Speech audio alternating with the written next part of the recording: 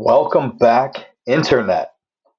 Closing out the day of Friday, closing out the week, Friday, October 17th, 2025, 3:41 p.m., moving into 3:42 p.m. Eastern Standard Time. The market is open, but closing. We got Palantir, Gold, SMCI, Hood, ASTS, and Tesla. We're looking at 1 day hourly chart. I think it's a little misleading to say 1 day because really we got after hours here, we got Thursday here, we got after hours here, we got Friday here. It seems like more than 1 day to me, but nonetheless, it says 1D, 1H. And what has been going on? So Tesla basically's had a bit of an up day here. Palantir kind of halfway. See from this area Tesla was at, was drop down here, back up to that area. Palantir drop down, same, but about halfway. Gold was up. Now kind of had this small bit of a pullback. SMCI kind of been moving down over the last couple days. Same thing with Hood, hitting a low of 123 and some change. ASTS pulling back here a bit, and we talked about Tesla. I think it is a bit misleading to look at just the hourly chart on such a short range, though. I think looking at hourly chart after or in the correct context of the higher time frames is the way to do it. Let's go through and quickly look at, let's do the Fang D, which is actually the Mag 7 bunched up into here. Let's go through this super fast and then maybe look at the ETFs. But all right, so looks like we're going to be possibly ending the day here with a pretty strong up day for Apple. Notice though we're still below this big drop down bar, but we're attempting to make ground for that. Amazon all the way here's our big bar. Apple's making way up here, Amazon's making way down this way, really battling that 200-day moving average. And then Microsoft, same thing, but up right around this 200-day moving average. And we have this bit of the same thing going on in NVIDIA that once was a uptrending stock. Maybe on some time, maybe it's still in some context the uptrend, but on this 3 month it's going sideways. Netflix, same thing. So yeah, not too bad, huh? Like markets are. This is how markets are looking. Um, three three out of four look almost identical with this long wick to the bottom, bull candle here, and then one is the only thing that's different is the color, meaning that it's trading lower than it opened. But pretty similar there. Same thing. We're still stuck in this kind of support resistance area. That price congestion in there. Gold pulling back to about here. Same thing with so you got 1 day gold pulling back about one day's worth of uptrend.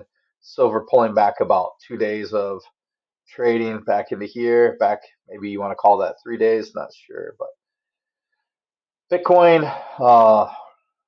traded hit the slow down here, and we'll see. It's still it's struggling in that area to figure out which way it's going to go. Oil still kind of creeping down. In the VIX, still elevated, but really shot up there today. Let's try looking at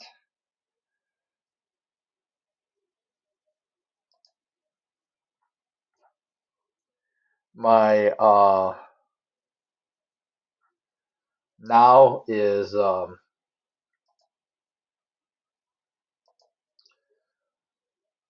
my now trade is successfully coming to a closure. We have, how much time do we have left?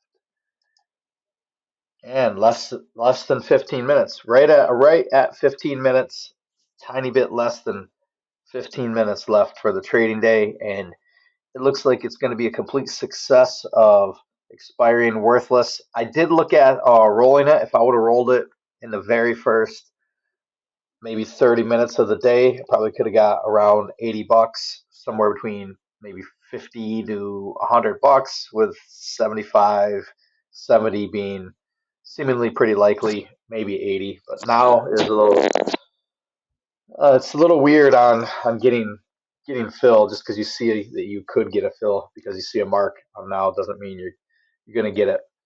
So my strike price, I've explained this before. Let me do it again.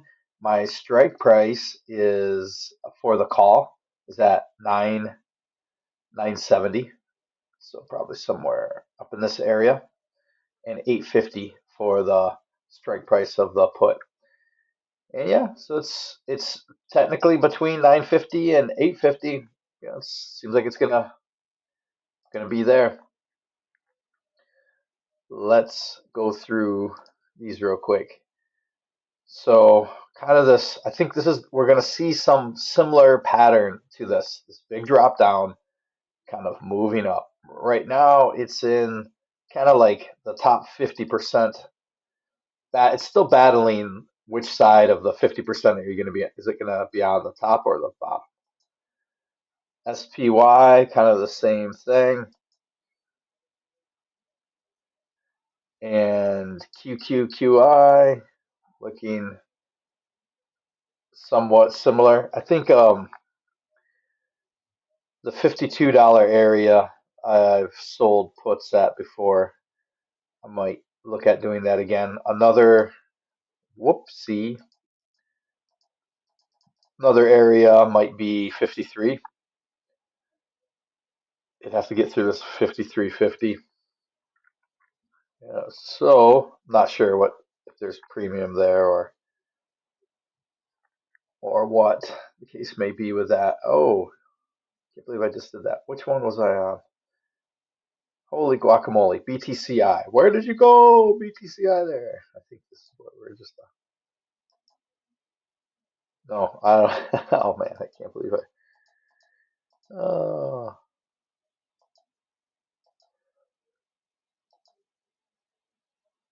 oh, QQQI, right? 52. No, we already went over that. XDTE. This one, I think. I think I feel comfortable telling the internet $20. If you can buy this at 20 bucks, I think it's a pretty good deal. I would probably buy it. I'm buying it. I've got it on drip right now, and so I'm buying it above 20 bucks. But if I didn't already have a position built in it, would I be building one right now? I'm not sure. I'm not sure if I would. But as far as weekly income, I feel more confident with this one than any other ones that I looked at in the past, which once I settled in with XDTE, I didn't really look around too much. And the Russell, what's the Russell doing? Yeah, sort of, the same thing where a lot of the similar look. Got way up here on the VIX, came way down. Coca-Cola, I think around 66 would have been a good buy. I think potentially cash secured put options at 66, 65, somewhere in there. That might be doable. Of course, you can go lower. I'm short cash secured put options at $60, which I forgot how much time is left on those. MO MO is MO might be one of the best bargains that we have listed here might be one of the best bargains. So cash secured put options at 64, cash secured put options at 63. Just buying the stock. Bitcoin trading at the bottom of this range. BTCI picked up a share at $55 and some change today. So it puts me at 26 shares. ASTS. We'll see how far these pull back, but this one and Hood, I think Hood looks a little different when you're looking at the moving averages as well. But Tesla, see, in a way, you got that same thing. You had this just, it was up here, it has this drop down. Now it's kind of looks like it's building a base, or it's gonna become top heavy like everything else, or a lot of the other things. FCX not getting above its previous high, little bit of resistance we had here since that big sell off, and moving a bit lower. And so our cup and handle formation, are the wondering about it, seems to be breaking down a bit here. And it's got a bit of the ASTS sort of look. There's a handful of little stocks that they look similar. Oh, this one's kind of looking similar too, but look there, we're I think we're just running out of energy to go up. Maybe we a slow grind up, but here we go. Palantir, you got that crossover on the moving average. Hood just crossed over. Excuse me. And Q's, yeah, it might start moving up again. We'll see. Whoa, pardon me. And hopefully this is not going to become a sneeze fest, because I'm not doing any editing. I'm recording, and I don't have any editing software going on. Maybe that's something that I'll keep procrastinating on. Excuse me. Wow, it's making a comedy show, right? Bubbles stock market comedy show. How can you take a sneezing man seriously? Maybe you can't. And what else should we look at here as the market's closing? Ooh, ooh, might not be looking at too much. Sneezing all over the place. So overall, it's the stock market did not fall apart today. Don't worry, there's still Monday. It still could fall apart Monday. And let's look at another one coming. There we go. Look at it, they posted. Got an update. October 16th. It was as low as 243. Right, 245 right now. But overall, the MMRI has been going down, and I'm not betting. I'm not betting my whole portfolio on the MMRI, but I do look at it as soon as I think, as soon as I can remember to look at it in the morning. I do. So it's been. I think it's pretty accurate so far. Using it in conjunction with everything else. Seeing this MMRI kind of move more to the downside over the last couple of days to weeks, in conjunction with what I'm hearing from the MMT side.